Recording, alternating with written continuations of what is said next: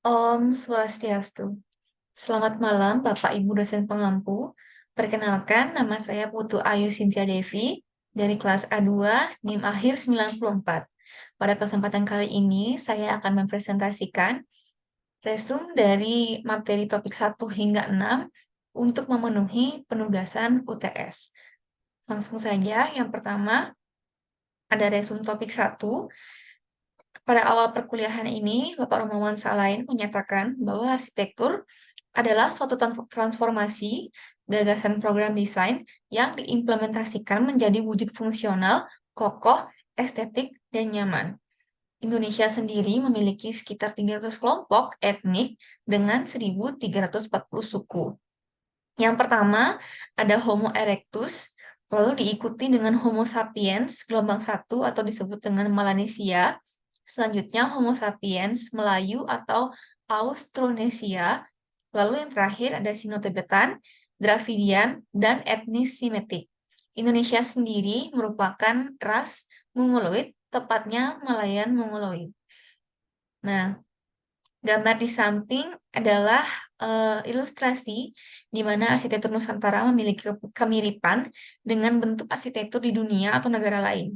Contohnya Candi Siwa di Indonesia banyak yang memiliki kemiripan dengan yang di Nepal atau India.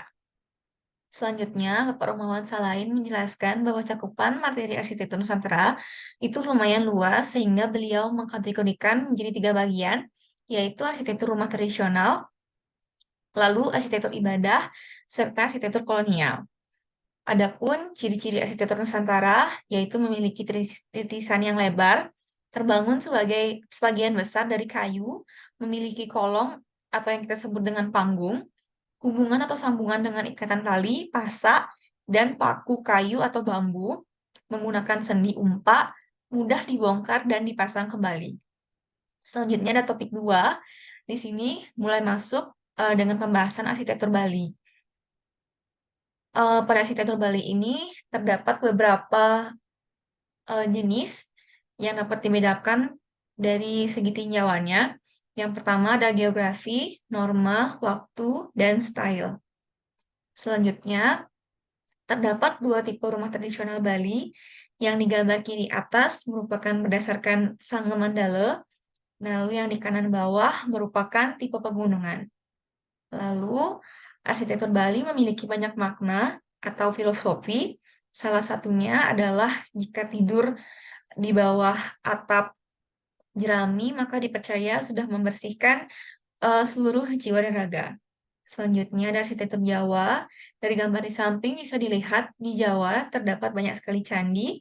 Struktur candi pada tempo hari terus-menerus menarik atau biasanya dipakai sebagai tempat lingga yoni.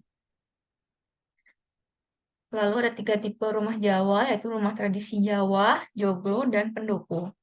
Resum topik 3, di sini sudah masuk dalam arsitektur Sumatera.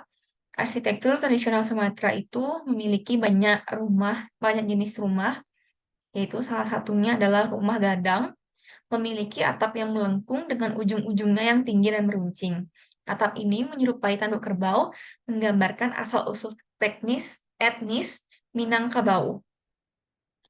Lalu selanjutnya ada resume topik 4, di mana pada topik 4 ini sudah mulai masuk ke arsitektur Pulau Kalimantan. Salah satunya adalah rumah betang atau yang disebut dengan lamin. Rumah betang adalah rumah panjang dengan struktur yang dapat mencapai puluhan meter.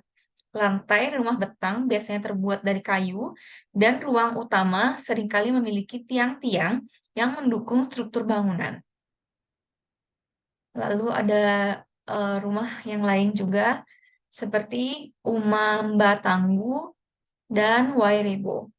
Lalu pada topik 5 ini mulai masuk lagi kembali sedikit ke arsitektur Jawa, di mana dijelaskan Majapahit adalah pusat kekuasaan pada abad ke-9 yang merupakan kerajaan Hindu terbesar pada saat itu, mencapai 184 hektar di seluruh lingkungannya, tapi inti bangunannya hanya 13 hektar saja.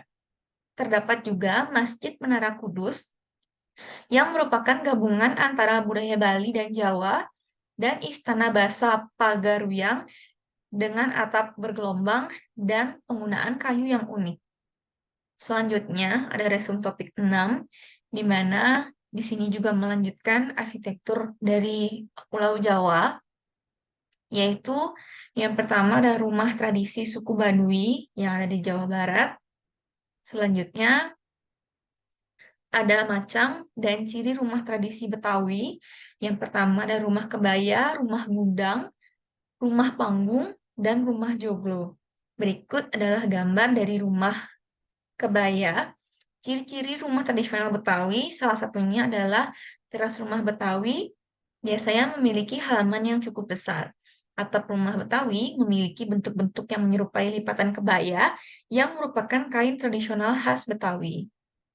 Selanjutnya, ada tipe rumah Jawa, yaitu dibedakan menjadi 3 bagian, yaitu rumah kampung yang beratap pelana untuk masyarakat umum, limasan berkembang dari rumah kampung untuk masyarakat kelas atas, serta joglo digunakan oleh bangsawan. Dapat dilihat bagian-bagiannya masing-masing memiliki 3 jenis. Lalu ada rumah tradisi Batak Toba, di mana rumah ini terbagi atas Jabu Soding, Jabu Bona, Jabu Tonga-Tonga, Jabu Sukat, Jamu Tampar Piring, dan Jampur. Ini adalah ilustrasi gambar dari rumah tradisi Batak Toba. Selanjutnya ada rumah tradisi Maluku, yaitu rumah Baileo, adalah sebutan untuk rumah tradisional Maluku. Bangunan ini tidak difungsikan sebagai rumah tinggal, melainkan hanya digunakan sebagai pelaksanaan upacara adat dan keagamaan. Gambar di samping merupakan ilustrasinya. Lalu terdapat rumah Sasadu. Dan yang terakhir ada rumah Hibualamu. Sekian resum dari materi-materi yang telah disampaikan oleh Bapak Rumawan Salain. Mohon maaf jika ada kesalahan kata maupun kekurangan materi yang saya sampaikan. Saya tutup dengan paraman Santi. Om Santi Santi Santi Om.